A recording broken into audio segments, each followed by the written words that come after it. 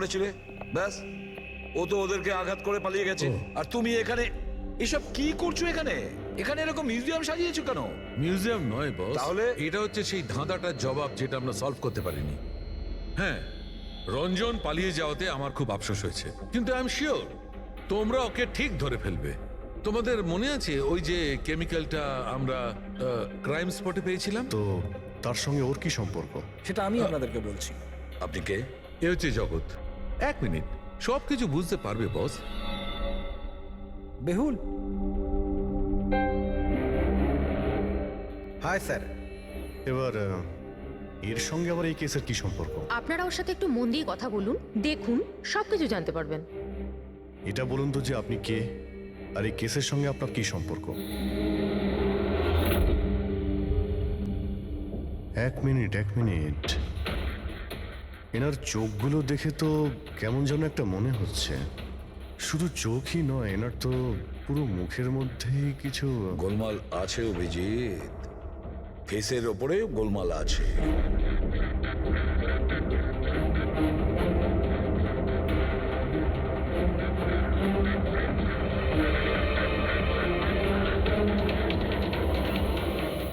O thank you বেহুল। এটা কি? আমি বলছি বস, ওই কেমিক্যালস যেটা ক্রাইম স্পটে পাওয়া গেছিল, আসলে ওই কেমিক্যালটা এই ধরনের মাস্ক আর নকল রক্ত তৈরি করতে কাজে লাগে। বিশেষ করে এই সিলিকন মাস্ক, যেটা ওই সিনেমাতে ব্যবহার হয়। সব থেকে বড় ব্যাপার হচ্ছে এর মধ্যে চোখের পাতা থাকে না, আর চোখের জন্য এখানে গর্ত একটা থাকে আসল মুখের মতো, যাতে যে এটা পড়বে তার আসল চোখটা এই গর্ত থেকে বেরিয়ে এসে যাতেও দেখতে পায়। আর স্যার, এটাকে বানানো কিন্তু অত সহজ নয়। হাই কোয়ালিটির সিলিকন আর পারদর্শী লোকই এটা বানাতে পারে। লেটেস্ট টেকনিকের জন্য স্যার, এটা যে পড়বে তার যে মুখের ভাব, সেটাই মাস্কে ফুটে উঠবে। এর থেকে তো একটা কথা পরিষ্কার অভিজিৎ, কেউ রঞ্জনের মতো দেখতে হুবহু একটা মুখোশ বানিয়েছে, একটা মাস্ক বানিয়েছে। রঞ্জনের মতো হাইটের কেউ ওরই মুখের মতো কোনো মাস্ক বানিয়েছিল আর লোকেদের বোকা বানাচ্ছিল। হ্যাঁ, আর সেই জন্যই সবাইকেও দূর থেকে দেখা দিয়েছিল, কারণ যদি কাছে আসতো তাহলে সবাই বুঝে যেত কোনো মাস্ক পরে আছে। আর স্যার অঞ্জলি, ও তোর সাথেই ছিল, ওর সাথে কথাও হয়েছে, ওর সাথে লাশটা লুকোনোর চেষ্টা করেছে। ওর মুখে রক্তও লেগেছিল, আর ওখানে লাশগুলোকে কাটছিল আর লুকিয়ে রাখার চেষ্টাও করেছিল। তাই হয়তো তাড়াহুড়োতে কোনো খেয়ালই করেনি। আর তাছাড়াও এই যে একই রকম দেখতে না, নিশ্চয়ই ওর পায়ের হাড়ে কোনো প্রবলেম ছিল, তাই ও ওয়াকিং বুট পরেছিল। আর এই মাস্ক তৈরি করাও এত সহজ নয়। স্যার, এই মাস্ক ফিল্ম প্রজেক্টেই কাজে লাগে। ও হ্যাঁ, তবে এটুকু জানি যে ও অ্যাসিস্ট্যান্ট ডাইরেক্টর ছিল আর এখন একটা ইন্টারন্যাশনাল শর্ট ফিল্মে কাজ করছিল। স্যার, দয়া বলছিল যে অনামিকা ও নাকি কোনো ইন্টারন্যাশনাল শর্ট ফিল্মে কাজ করছিল। ওর পক্ষে এগুলো করা তো খুবই সহজ। তার মানে ও রঞ্জনের গার্লফ্রেন্ড ছিল না, ওকে নিজেরই খুনে ফাঁসানোর চেষ্টা করেছিল। সেই জন্যই ও বেল বয়কে গাড়ি অব্দি নিয়ে গিয়েছিল। স্যার, নিজের প্রতিবেশীর সামনে রঞ্জনের সাথে ফোনে কথা বলার নাটক করেছিল। মানলাম অভিজিৎ, আমি মানলাম, কিন্তু কেউ নিজের মৃত্যুর ষড়যন্ত্র নিজে কেন করবে? মানে আমি বলতে চাইছি, অনামিকা তার নিজের মৃত্যু কেন নিজে ডেকে আনবে? না না না না, কিছু তো একটা গোলমাল আছেই। কেউ তো একজন আছে যে অনামিকাকে শিখণ্ডি খাড়া করেছে, আর সেই পুরো কেসটার মাস্টার মাইন্ড, বুঝেছো? আপনাদের মাথা খারাপ আছে? ফ্রেডি ইনজেকশন নেওয়ার জন্য ভেতরে গেছে আর তোমরা ওই লোকটাকে ছেড়ে দিলে। আমরা তোকে পালাতে দিইনি, আমরা কি দরজা খোলার কি দরকার ছিল? ওই লোকটা যে মানসিক অবস্থা নিয়ে এখান থেকে পালিয়ে গেছে, কে জানে কার সাথে কি করে দেবে। শায়লা দেবীর ওপর হামলা করেই দিয়েছে। স্যার, একটা কথা বুঝতে পারলাম না, ওরা তোমাদের দুজনের সামনে থেকে পালালো আর তোমরা ধরতে পারলে না ওদের? স্যার, আমরা খুব ভয় পেয়ে গেছিলাম, আর সব কিছু এত তাড়াতাড়ি হলো। স্যার, আমরা যদি মাঝখানে আসতাম তাহলে আমাদের উপরও তো হামলা করতে পারতো না স্যার। হ্যাঁ, যেমন ভাবে আন্টিকে হামলা করেছিল আমাদেরও করতে তাহলে। হ্যাঁ, এক মিনিট, শায়লা দেবীর ওপর হামলা? কিন্তু কিভাবে? ওর কাছে অস্ত্র কি করে এলো? এখানে তো কোনো অস্ত্র ছিল না, আমরা সমস্ত অস্ত্র সরিয়ে দিয়েছিলাম। হ্যাঁ হ্যাঁ স্যার, শুধু ঘরে কেন, কিচেনেও সবজি কাটার কোনো ছুরি পর্যন্ত নেই।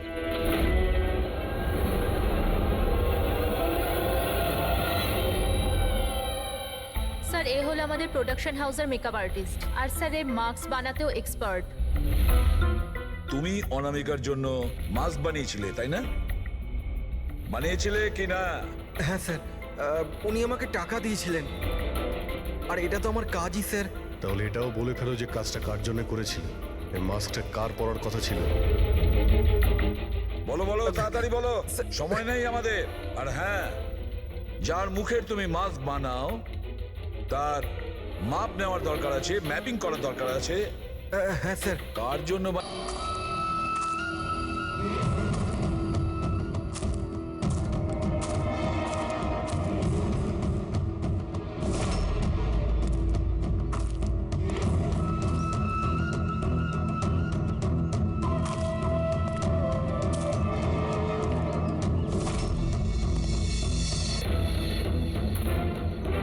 কে তুমি? হ্যাঁ, কে তুমি? কি চাও? কেন আমাকে বেঁধে রেখেছো? আমার তো মনে হয়েছিল আমাকে দেখে তুমি খুব খুশি হবে, কারণ আমিই তো হচ্ছি সে যাকে তুমি খুঁজে চলেছ। তোমারই আর এক রূপ। রূপ? কিন্তু তোমার মুখ তো আমার সাথে মেলে না। কারণ এটাই, আমি তোমার মতন মুখের মাস্ক পরে নেই এখন, নাহলে তুমি আমাকে চিনতে পারতে না যে আসল তুমি না আমি। আর একটা কথা, আমি তোমার আওয়াজে কথাও বলতে পারি। কিন্তু তুমি এমন কেন করছো? যাতে অনামিকার খুনের জন্য তোমার জেল হয়ে যায়। কিন্তু আমার তোমার সাথে কি শত্রুতা? আমি তো তোমাকে চিনি অব্দি না। ওসব জেনে তুমি কি করবে? এখন তো শুধু এটুকুনি জেনে রাখো যে আমার এত পরিশ্রমে সিআইডির লোকেরা জল ঢেলে দিয়েছে, আর আমার কাছে শুধুমাত্র এখন একটাই রাস্তা বাকি আছে, যে তোমাকে আমি মেরে ফেলবো। না! সিআইডি, তোমরা এখানে কি করে? তোমাকে ফলো করতে করতে এখানে পৌঁছেছি। ওই মেকআপ ম্যান সবকিছু বলে দিয়েছে তোমার ব্যাপারে। খুব ভুল করেছো তোমরা এখানে এসে। রঞ্জনকে তো আমি কিছুতেই ছাড়তে পারবো না, কারণ আমি ওকে মারবার জন্য কন্ট্যাক্ট নিয়েছি। কিন্তু এখন তোমরা ওর সঙ্গে মরবে।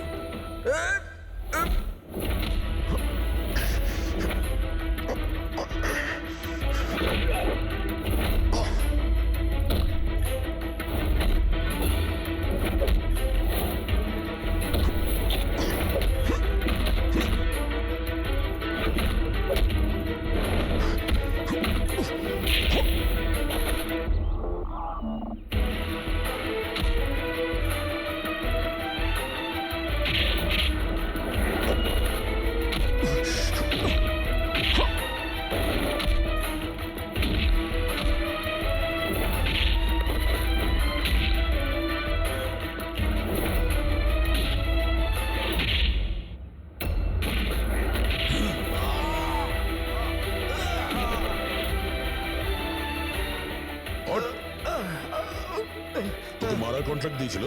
হ্যাঁ, কে দিয়েছিল? অনামিকা মারা যাওয়ার পরেও তোমাদের প্ল্যান চালু আছে। কে মাস্টার মাইন্ড? আমায় ক্ষমা করে দাও মা। তোমার মতের বিরুদ্ধে গিয়ে বিয়ে করে আমি অনেক বড় ভুল করে ফেলেছি। কখনো ভাবতেও পারেনি যে ও এসব করতে পারে। রঞ্জন কোথায়? ওকে পেলেন না আপনারা? পাওয়া গেছে রঞ্জনকে। আপনারা সবাই এটা জেনে হয়তো অবাক হবেন যে রঞ্জন নির্দোষ। এটা আপনারা কি বলছেন? খুন রঞ্জনই করেছে? একদম না, রঞ্জন খুন করেনি। খুন করেছে আপনাদের মধ্যেই কেউ একজন।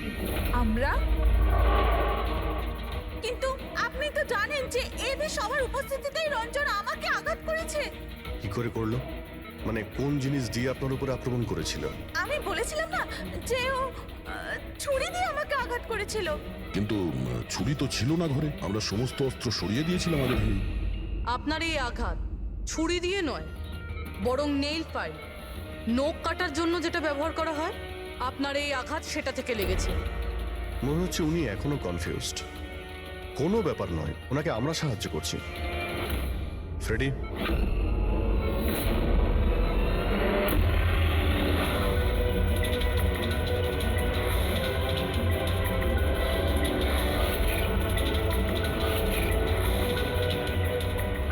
শাইলা ম্যাডাম, আমরা জানতে পেরে গেছিলাম অনামিকার প্রতিবেশী অঙ্কিত এসবের সঙ্গে যুক্ত। তো এই জন্য আপনি আমায় বাড়ি থেকে তাড়িয়ে দিয়েছিলেন, যাতে আমার কিডন্যাপ করে আপনি আমাকে খুন করতে পারেন। মা তুমি এই খবরদার, খবরদার, যদি আমাকে মা বলে ডেকেছিস তো। মা শব্দের অর্থ কি হয় তোমরা দুজন জানো? স্যার, এ আমার অনিচ্ছা সত্ত্বেও রঞ্জনের সাথে বিয়ে করলো আর আমার সাথে সব সম্পর্ক চিরদিনের মতন ত্যাগ করলো। আর আজ আজ এরা আমার সম্পত্তির অধিকার চাইতে শুরু করেছে। এই সব এই রঞ্জনের কাজ। এই উস্কেছে আমার মেয়েকে, আমার একমাত্র সন্তান নিজের স্বামীর সঙ্গে মিলে ধীরে ধীরে আমাকে বিষ দিয়ে মারতে শুরু করলো।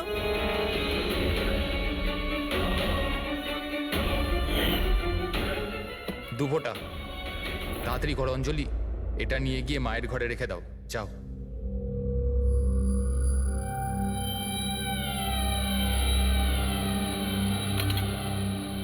কিন্তু আপনি অনামিকার খুন করলেন কেন?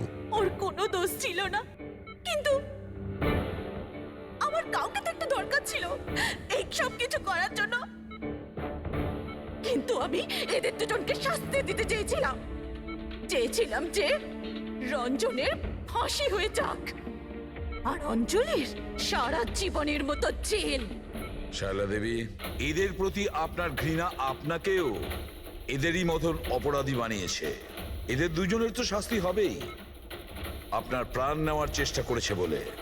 কিন্তু আপনারও কঠোর থেকে কঠোরতম শাস্তি হবে অনামিকাকে খুন করার অপরাধে।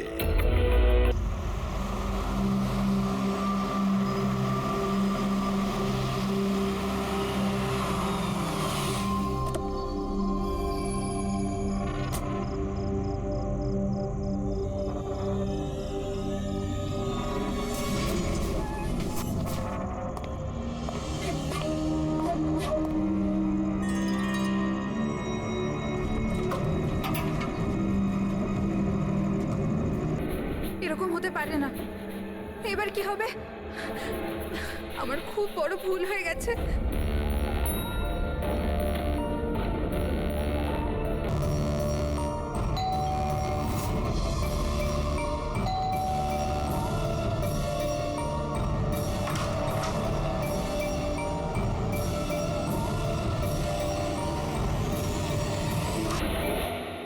এদিকে এসো, এদিকে এসো। সব সব ঠিক আছে তো? তোমায় এভাবে কেউ দেখেনি তো? কেউ সন্দেহ করেনি তো? হ্যাঁ সন্দেহ? বলো। কেমন সন্দেহ? কি অঞ্জলি, তুমি কাঁদছো কেন? আর তোমার চোখগুলো এরকম বসে গেছে কেন? তুমি তুমি এত কাঁপছো কেন? কি হয়েছে? তুমি আমায় জিজ্ঞাসা করছো কি হয়েছে? তুমি জানো না কি হয়েছে? আমি কি করে জানবো কি হয়েছে? আমি তো এইমাত্র বাড়ি এলাম। রঞ্জন, তুমি পাগল হয়ে গেছো নাকি আমায় পাগল বানাচ্ছো? এত বড় ঘটনা ঘটে গেল আমাদের সাথে আর তুমি এমন বিহেভ করছো যে যেন কিছু হয়নি। কি কি খেলা খেলছো তুমি? কি খেলা আরে আমি খেলছো কোনো তুমি? খেলা খেলছি না। কি তখন থেকে বলে চলেছো তুমি? রঞ্জন, কিছু ঘন্টা আগে তুমি তুমি খুন করেছো। কি? ওই লাশটা টুকরো করে ওই টুকরোগুলোকে পুকুরে ফেলে দিয়েছো আর আর তুমি এমন বিহেভ করছো যেন কিছু হয়নি। মনে করো তুমি কেন এমন বিহেভ করছো? অঞ্জলি, তোমার কি হয়েছে? কিছু নেশা টেশা করেছো নাকি তুমি? হ্যাঁ, পাগলের মতো কথা বলছো। আরে কি খুন, কি মার্ডার, কি কি এক মিনিট, এসব? এক what is minute. Wrong with you? এক মিনিট, তোমার জামায় তো রক্ত আর আর আর মাথায়, তোমার মাথায় তো চোট লেগেছিল। আর এইসব তুমি জামা কোথায় চেঞ্জ করলে? কোথায় গেল এই সব কিছু? কত রক্ত পাগল হয়ে লেগেছিল। গেছো তুমি? আজ সকালে এই জামাটা পরেই তো গিয়েছিলাম অফিসে। এখন টায়ার্ড হয়ে এত রাতে অফিস থেকে বাড়ি এসেছি, টেনশনে রয়েছে, তুমি উল্টোপাল্টা বলে যাচ্ছ, ইরিটেট করছো আমাকে। আর এইসব কি গল্প তৈরি করছো খুন টুনের? হ্যাঁ রঞ্জন ভালো করে মনে করো। হ্যাঁ, তুমি আমায় কল করেছিলে আর তুমি খুব ঘাবড়েছিলে। রঞ্জন, তুমি কাঁদছো কেন? সব ঠিক আছে তো? তখনই তুমি নিচে আসতে বলে আর সাথে টুল বক্স আর পরিষ্কার করার কাপড়ও নিয়ে যেতে বলেছিলে। অঞ্জলি, রঞ্জন, এটা কি করে হলো? এত রক্ত, এই চোট, আর তুমি এই সব জিনিস কেন আমাকে আনতে বললে? অফিস থেকে গাড়ি করে বাড়ি আসছিলাম তো রাস্তায় একটা মেয়ে আমার থেকে লিফট চাইলো। আমি ওর সাহায্য করতে গেলাম তো আমার উপর হামলা করে দিল, আমার উপর। আর আর আমি নিজেকে বাঁচানোর জন্য আমি ওর খুন করে দিয়েছি। অঞ্জলি, আমাদের এই লাশটাকে কোথাও একটা লুকাতেই হবে। ওই লাশটা আমরা শহরের বাইরে একটা পুকুরের কাছে নিয়ে গেলাম।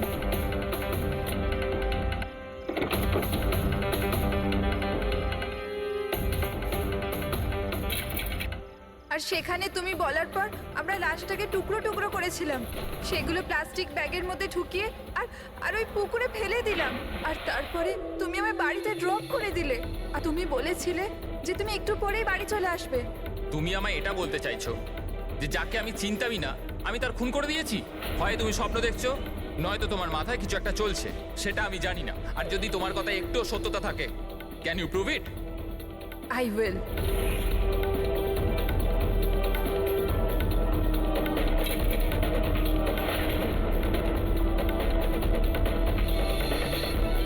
এই দেখো, আর এই দেখো। এবার বলো, প্রুফ চেয়েছিলে না তুমি? এই দেখো প্রুফ। এবার বলো, এই জামাগুলোতে রক্ত কোথা থেকে এলো? এমনটা নয় তো যে এগুলো তুমিই করেছো আর তুমি আমাকে ফাঁসানোর চেষ্টা করছো? আচ্ছা, এবার আমি বুঝতে পেরেছি। তোমরা সবাই মিলে আমার সাথে ইয়ার্কি মারছো না তো? ওখানে অফিসেও আমার কলিগেরা 1 মাস ধরে উল্টো পাল্টা বলেই চলেছে যে আমি তোকে ওখানে দেখেছি, আমি তোকে এখানে দেখেছি। আর আমি বলে বলে হাঁপিয়ে যাচ্ছি যে আমি ওখানে ছিলামই না। কিন্তু এখন যেটা তুমি করছো না, এটা কিন্তু ভুল করছো। এইসব একটা ইন্টেলিজেন্স চক্রান্ত, যেটা তুমি প্ল্যান করেছো। তুমি খুন করেছো অঞ্জলি, আর তুমি এটাতে আমাকে ফাঁসাতে চাও। আমি যাচ্ছি পুলিশের কাছে।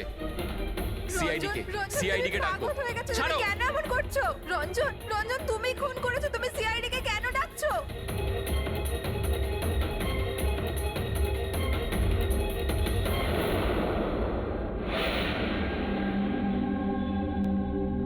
তার মানে আপনি বলতে চাইছেন যে আপনি আপনার স্বামী মানে এনার সাথে মিলে একটা মেয়ের লাশ এই শহরের বাইরে মানে একটা লেকে ফেলেছেন?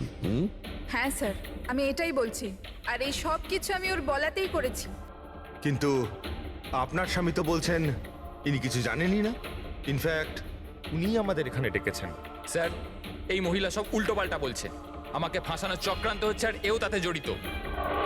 উল্টোপাল্টা আমি নয়, উল্টোপাল্টা এ বলছে।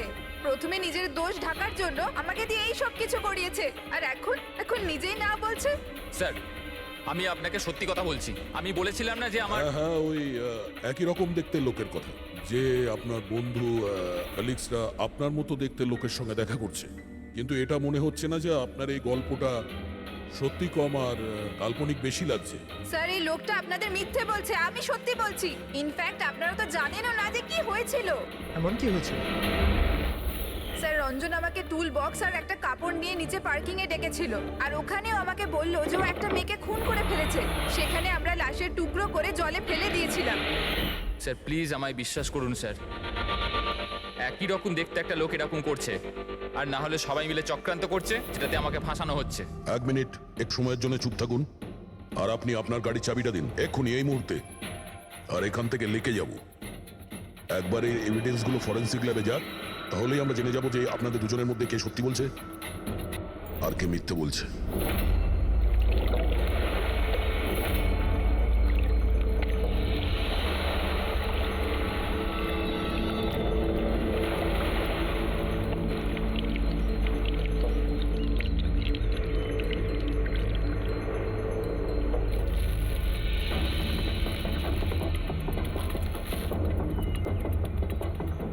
এই মেয়েটা কে? স্যার আমি কি জানি, আপনি আমাকে কেন জিজ্ঞেস করছেন? যা কিছু জানার এর থেকে জানুন না। স্যার, আমি এই মেয়েটাকে চিনি না, আমি জানি না একে। আমি একে মারিনি স্যার, আমি তো ওই সময় শুধু এই লোকটার হেল্প করছিলাম। আমি অনেক রাত অবধি অফিসে ছিলাম স্যার, আপনি চাইলে সিসিটিভি ফুটেজ দেখতে পারেন। চিনের নিচে দেখো, থুতির নিচে স্টিচেস আছে না? আর সেগুলো খুব বেশি পুরনো নয়, মনে হচ্ছে কিছুদিন আগেই ও আঘাত পেয়েছে। পুরবি কোনো না কোনো ক্লিনিক বা হসপিটালে স্টিচগুলো করা হয়েছিল, সেখান থেকে এই মেয়েটার ব্যাপারে জানা যেতে পারে। একটা কাজ করো ফেডরিক, পঙ্কজ, এই বডির টুকরোগুলো আছে না, এই সব কটা আমাদের ফরেন্সিক ল্যাবে পাঠিয়ে দাও, আর এদের দুজনকে আমাদের ব্যুরোতে নিয়ে চলো। স্যার এ বলছে যে কয়েকদিন ধরে ওরই মতো দেখতে কোনো লোক ওকে ফাঁসানোর চেষ্টা করছে। এর চেনাশোনা লোকরা ওই লোকটার সঙ্গে বিভিন্ন জায়গায় দেখা করছে, আর ওরা ভাবছে যে ও এই। হ্যাঁ স্যার, আমায় ফাঁসানো হচ্ছে স্যার, আর ওই চক্রান্তে এও রয়েছে স্যার। স্যার আপনিই বলুন, আমি যদি এসব করতাম তাহলে আমি আপনাদের ফোন কেন করতাম? স্যার এখন অবধি আমি আপনাদের যা বলেছি সবকিছু প্রমাণ হয়েছে তো। লাশ তো পাওয়া গেল লেকে, আর ওর গাড়ির ডিকিতে রক্ত পেলেন তো। স্যার আপনি নিজেই বলুন, যখন এতটা সত্যি আমি বলেছি তাহলে এখন মিথ্যে আমি কেন বলবো? আমাকে ফাঁসানোর জন্য স্যার, আমি বলছি স্যার এটা চক্রান্ত স্যার, আমাকে ফাঁসানোর জন্য। ব্যাস ব্যাস, কে কি কাজ করেছে আর করেনি সেটার খোঁজ আমরা করব। শুধু একটা কথা মনে রাখবেন যে আমাদের সন্দেহ শুধু আপনাদের দুজনকে। বাট স্যার আমি কিচ্ছু করিনি, আমি নির্দোষ। আমি হতে পারে হয়তো আপনি খুন করেননি, কিন্তু লাশকে টুকরো টুকরো করে লেকে ফেলে দেওয়া এটাও কিন্তু বড় অপরাধ, বুঝেছেন আপনি? স্যার সিসিটিভি ফুটেজ পেয়ে গেছি।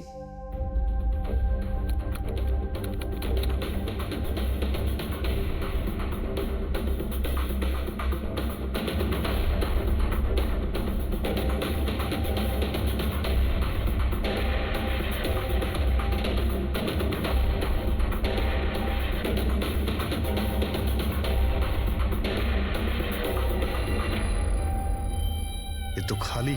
কিন্তু স্যার আমি সত্যি কথা বলছি, আমায় বিশ্বাস করুন, আমি ছিলাম অফিসে। আমি বুঝতে পারছি না কেন আমায় দেখা যাচ্ছে না স্যার। মিস্টার রঞ্জন, আইন বিশ্বাসের ওপর চলে না, প্রমাণ চাই। আপনার অফিসের যে ফুটেজ সেটা সবার সামনে, আপনি ওখানে নেই, তার মানে এটাই হচ্ছে যে আপনার মিসেস যেটা বলছে সেটাই সত্যি। না না স্যার, আমি সত্যি কথা বলছি স্যার, আমি অফিসেই ছিলাম। আমি বুঝতে পারছি না যেটা কিভাবে হলো। হ্যাঁ, কিন্তু আপনার অফিস ফাঁকা দেখাচ্ছে কেন? স্যার রঞ্জন এই কোম্পানির সিইও, এই ফ্লোরে শুধু ওই থাকে। ও ছাড়া একজন পিয়নও আছে, সে সেদিনকে ছুটিতে ছিল। আচ্ছা, রঞ্জন বাবু ঠিক ওই দিনেই আপনার পিয়ন অ্যাবসেন্ট কেন? স্যার আমি সত্যি বলছি স্যার, আমি অফিসে ছিলাম। মিস্টার রঞ্জন, নিজেকে নিরপরাধী প্রমাণ করবার জন্য কোনো রকম প্রমাণ আপনার কাছে নেই, বুঝেছেন? আরে কুন্দন, ভালো হয়েছে তুই এসে গেছিস ভাই। এরা বলছে যে আমি কারো খুন করেছি। আরে আমি কাউকে কিভাবে মারতে পারি বল না, বোঝা না ভাই। এ করতে পারে না স্যার। স্যার এর জীবনে একটা মাছি পর্যন্ত মারেনি। হ্যাঁ এটা ঠিক যে ও মাঝে মাঝে খুব রেগে যায়, রাগকে কন্ট্রোল করতে পারে না। হ্যাঁ স্যার অনেক দিন ধরে চিকিৎসা চলছে ওর, ওষুধপত্রও খান রঞ্জন দাদা, কিন্তু কখনো কখনো যদি ওষুধ খেতে ভুলে যায় তাহলে নিজেকে সামলাতে পারেন না। এই কথাটা তুমি আমাদের কেন বলনি? স্যার আমি ওই শুধু আপনাকে নয়, কাউকেই হয়তো বলেনি কথা। আমার ক্ষমতা চলতো তো তার এই বিয়েটা হতেই দিতাম না।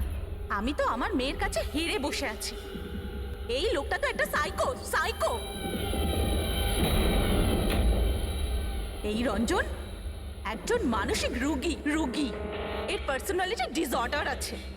এর মাথা তো সেটাই মনে রাখে যেটা ও মনে রাখতে চায়, বাকি সমস্ত কথা তো এ ভুলে যায়। হতেই পারে স্যার যে খুনটা এই করেছে আর ভুলে গেছে। ব্যাপারটা হচ্ছে যে আমি আগে অসুস্থ ছিলাম, কিন্তু তারপর আমি ঠিক হয়ে গেছিলাম। আপনি এরম কেন বলছেন? কুন্দন কুন্দন তুই বল, আমি সত্যি বলছি কিনা। বৌদি আপনি বলুন না। আরে তুমিই বলো না। আপনারা আমায় এভাবে কেন দেখছেন? আরে আমি সাইকো নই, আমি অসুস্থ নই, কোনো মানসিক রোগ নেই আমার, একদম ঠিক আছি আমি। আরে বলো না বলো না। বাস, অনেক হয়েছে। এটা তোমার বাড়ি নয়, ব্যুরো। এই নাটক এখানে চলবে না। একটা কাজ করো, পাশের ঘরে গিয়ে এনাদের বসাও। যান ওই দিকটা যান যান। সমস্ত প্রমাণ ওই রঞ্জনের বিরুদ্ধে, আর তাছাড়াও ওর আচরণটা ঠিক নেই। কিন্তু বুঝে উঠতে পারছি না, জানি না কেন আবার এই ব্যাপারটা এড়িয়েও যেতে পারছি না।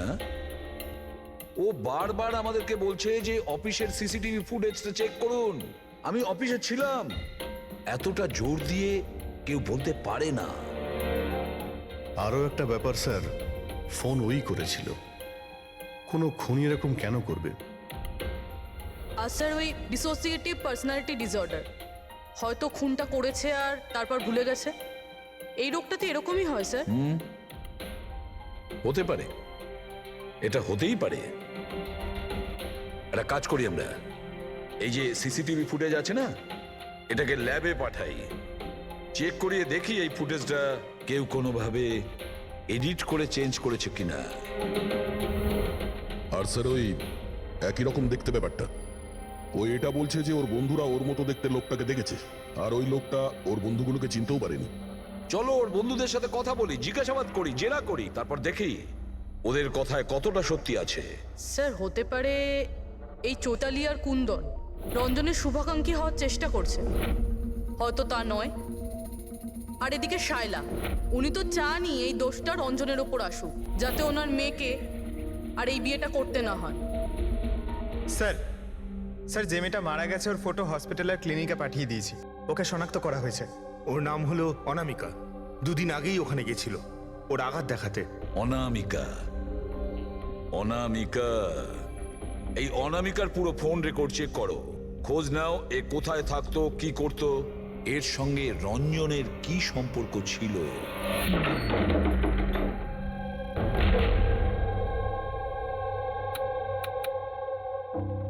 স্যার অনামিকা হসপিটালে এই অ্যাড্রেসটাই দিয়েছিল। এবার কি করি?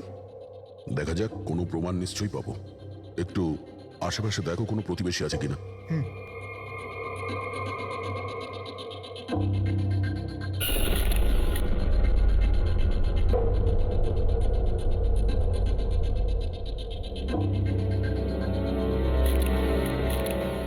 স্যার হ্যাঁ, এর নাম অঙ্কিত, অনামিকার প্রতিবেশী। হ্যালো স্যার, কি হয়েছে বলুন? অনামিকা ঠিক আছে তো? না, অনামিকার খুন হয়ে গেছে, আর আমরা সেই জন্যই এর তদন্ত করছি। আপনি ওর ব্যাপারে কিছু বলতে পারেন যার সাহায্যে আমরা খুনি পর্যন্ত পৌঁছতে পারি? না স্যার, আমি ওর ব্যাপারে বেশি কিছু তো জানি না। হ্যাঁ, তবে এটুকু জানি যে ও অ্যাসিস্ট্যান্ট ডাইরেক্টর ছিল আর এখন একটা ইন্টারন্যাশনাল শর্ট ফিল্মে কাজ করছিল। ইন্টারন্যাশনাল শর্ট ফিল্মে? আচ্ছা, ওর কোনো বন্ধু কিংবা আত্মীয় যে এখানে ওর সঙ্গে থাকতো? ও তো এনারাই ছিল স্যার, এই কিছু মাস আগেই এখানে থাকতে এসেছিল। আমি তো ওর পরিবারের কাউকে দেখিনি। হ্যাঁ, ওর একটা বয়ফ্রেন্ড ছিল যার সাথে ও ঘন্টার পর ঘন্টা ফোনে কথা বলতো। ও ফোনে যার সঙ্গে কথা বলতো ও যে ওর বয়ফ্রেন্ড ছিল, এটা আপনি কি করে জানলেন? স্যার, আসলে আমি ওর কথাগুলো শুনেছিলাম। ও ব্যালকনিতে দাঁড়িয়ে ওর সাথে খুব জোরে জোরে কথা বলতো অনেকক্ষণ। আর ওদের কথা শুনে মনে হতো স্যার ওর বয়ফ্রেন্ড ভালো লোক নয়। ঝগড়া হতো খুব দুজনের, কথা শুনে মনে হতো নিজেদের মধ্যে মারপিটও করে। ইনফ্যাক্ট এই দুদিন আগেই ওরা নিজেদের মধ্যে মারপিট করেছে। ওর মুখেতে সেলাইও পড়েছিল আর ওর চোখেও আঘাত লেগেছিল স্যার। আপনি দেখেছেন ওর বয়ফ্রেন্ডকে? আমি স্যার ওকে কখনো দেখিনি, কিন্তু ওর নামটা জানি স্যার। আচ্ছা, কি নাম কি ওর? Ranjan. Ranjan?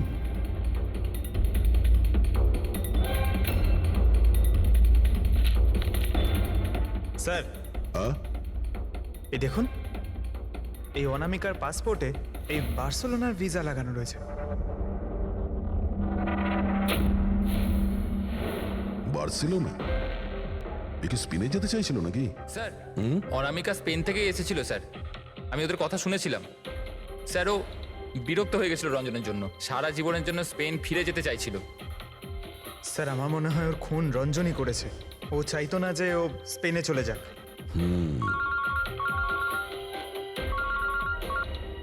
Hello sir অনামিকার phone records পাওয়া গেছে।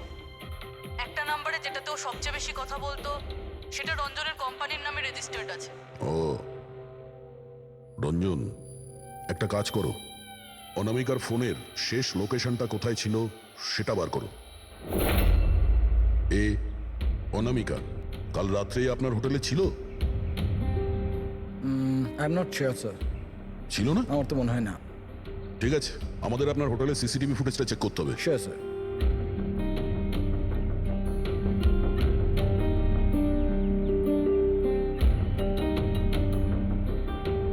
এই তো অনামিকা।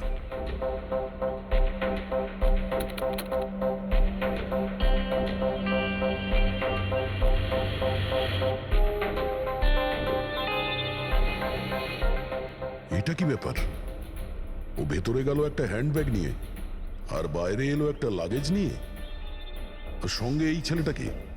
স্যার ও তো আমাদের বেল বয়। ওয়েল বয় কোথায় আছে এখন? কাল রাত্রে তুমি যখন ওই মেয়েটার লাগেজ নিয়ে বাইরে যাচ্ছিলে তখন ওর জন্য কেউ অপেক্ষা করছিল বাইরে? হ্যাঁ স্যার, একজন লোক তো ছিল, ওর জন্য ওয়েট করছিল। কে ছিল? লম্বা রোগা করে একজন ছিল। লম্বা রোগা করে? এ ছিল ওই লোকটা? স্যার মনে হচ্ছে তো এরকমই ছিল। দেখে তাই মনে হচ্ছিল মানে? স্যার ও দূরে দাঁড়িয়ে ছিল, তাই আমি ঠিকমতো দেখতে পাইনি। ও, তার মানে এই রঞ্জন, ও আমাদের মিথ্যে কথা বলেছে। ও অনামিকাকে আগে থেকেই চিনতো, আর শেষবার অনামিকা ওর সাথেই ছিল। রঞ্জন বলছে যে আপনারা ওকে আলাদা আলাদা জায়গাতে দেখেছিলেন, কিন্তু ও বলছে ও ওখানে ছিলই না। ব্যাপারটা কি বলুন তো? স্যার আমি একদিন কফি শপে কফি খাচ্ছিলাম, আমি দেখলাম যে রঞ্জন বাইরে কারোর সাথে কথা বলছে। রঞ্জন, রঞ্জন, এই রঞ্জন! স্যার আমি যখন ওকে ডাকলাম, ও জানি না কেন আমার কথা না শুনে অন্যদিকে চলে গেল। রঞ্জন! কিন্তু স্যার যখন আমি এই ব্যাপারে ওর সঙ্গে কথা বললাম, তখন ও বললো যে ওখানে ছিলই না। আমি জানি না ওখানে মিথ্যে কথা বললো। আর লীলা দেবী, আপনি ওকে আপনি কোথায় দেখেছিলেন? কান্দিওয়ালাতে একটা জুয়েলারি শপে। ওর সঙ্গে একটা মেয়েও ছিল। রঞ্জন, রঞ্জন! আচ্ছা, এই মেয়েটা ছিল কি? হ্যাঁ স্যার, এই মেয়েটাই ছিল। কিন্তু যখন ওর সঙ্গে আমি ফোনে কথা বললাম, বলতে শুরু করলো আমি তো ওখানে ছিলামই না। আর তোমার সঙ্গে কি এটাই ঘটেছে? হ্যাঁ স্যার, ও বাজারেতে আমার সামনে দিয়ে যাচ্ছিল, আমি ওকে হাত দেখালাম, হাই বললাম, মদন রে, কিন্তু ও সরাসরি আমায় ইগনোর করলো, অটোতে বসলো, চলে গেল। এদিকে দেখ ভাই, আমি রঞ্জন, রঞ্জন! ঠিক আছে, thank you very much. Sir এদের কথা শুনে মনে হচ্ছে রঞ্জন ইচ্ছে করে ওদের সামনে এসেছিল আর এরকম বিহেভিয়ার করেছে। কিন্তু অভিজিৎ, কি কারণ হতে পারে? এরকম ব্যবহার কেন রঞ্জন করেছিল? না না না না, কিছু না কিছু গোলমাল তো নিশ্চয়ই আছে অভিজিৎ। যেখানে যেখানে এরা রঞ্জনকে দেখেছে না, দেখি ওখানে কোনো সিসিটিভি ফুটেজ পাওয়া যায় কিনা।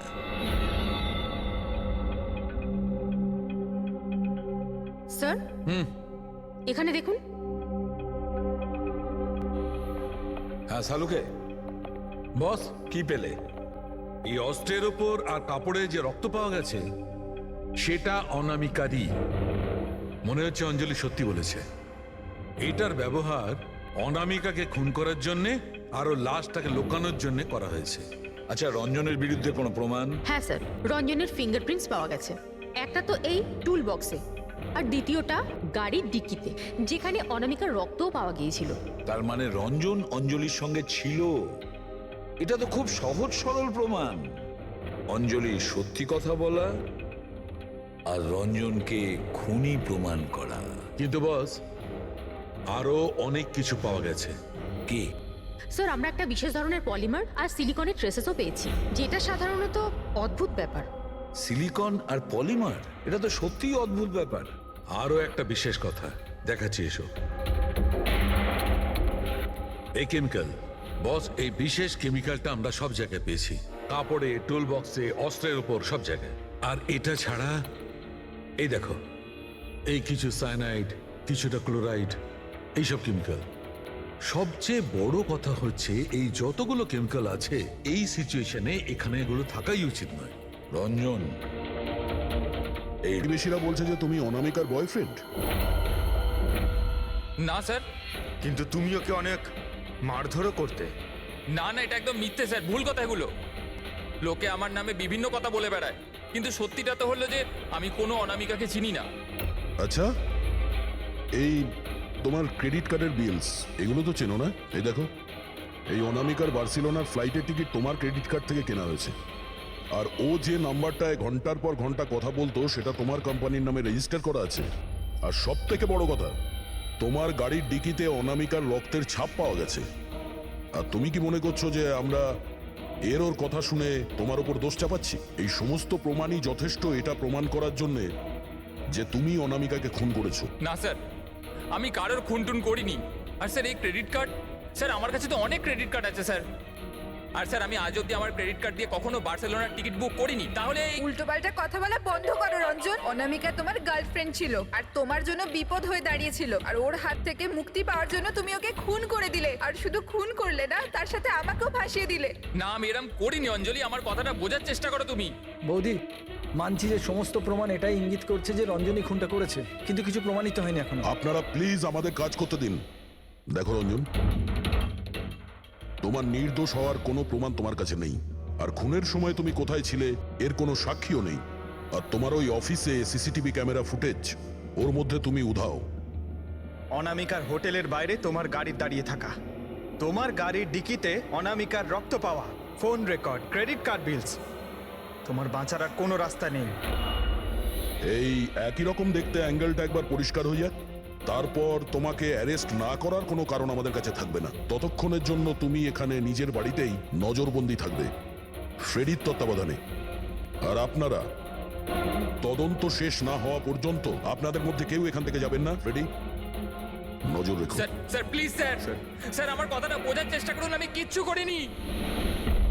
পুরবী, তুমি কি বলছো তুমি খেয়াল করেছো?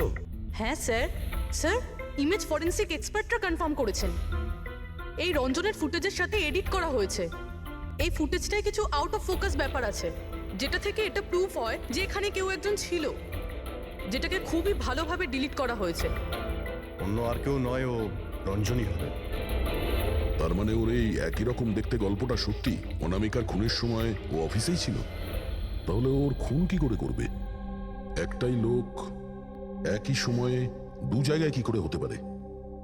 স্যার, স্যার সেই সব সিসিটিভি ফুটেজ পেয়ে গেছি যেখানে রঞ্জনের বন্ধুরা রঞ্জনকে দেখেছিল। কফি শপ, জুয়েলারি শপ আর মার্কেটে।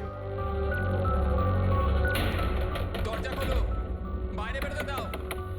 আরে কেন আমাকে আটকে রেখেছো? খোলো, আমি বলছি খুলে দাও। এটা কি হচ্ছে? ওর আবার আগের মতো অবস্থা হয়নি তো? খোলো। সে কি? তাহলে তো ওনাকে কাবুতে আনার নিশ্চয়ই কোনো উপায় থাকবে। শুধু একটাই ওষুধ আছে, ঘুমের ইনজেকশন। খোলো, আমি বলছি দরজাটা খোলো। আরে এইভাবে কেউ কাউকে আটকে রাখে নাকি? আমার তো খুব ভয় লাগছে, আমি দরজা ভেঙে মাথা খারাপ হয়ে গেলে আবার কিছু করে নেবে না তো? সব এক একটা রত্ন এখানে, দরজাটা খোলো। আমি দেখছি।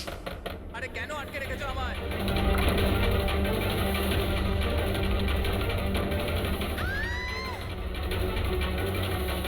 এই রঞ্জন, এই রঞ্জন, রঞ্জন দাঁড়াও বলছি।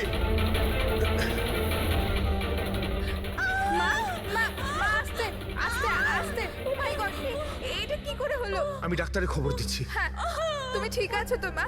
ও মাই গড, কি করে লাগলো তোমার? স্যার এটা কফি শপের ফুটেজ।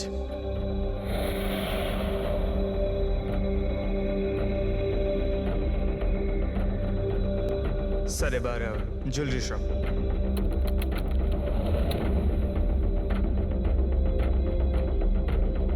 এটার সঙ্গে অনামিকাও ছিল। এখনো পর্যন্ত সবকিছু তো নর্মালি লাগছে।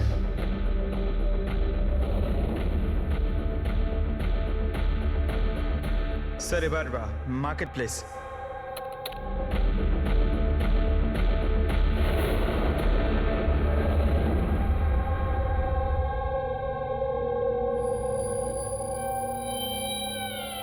পঙ্কজ, একটু রিওয়াইন্ড করো।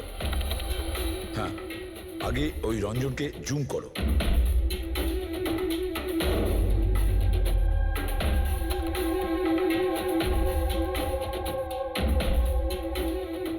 এই দেখো, এর হাঁটা চল একটু আলাদা। ও অন্য ধরনের জুতো পরে রয়েছে।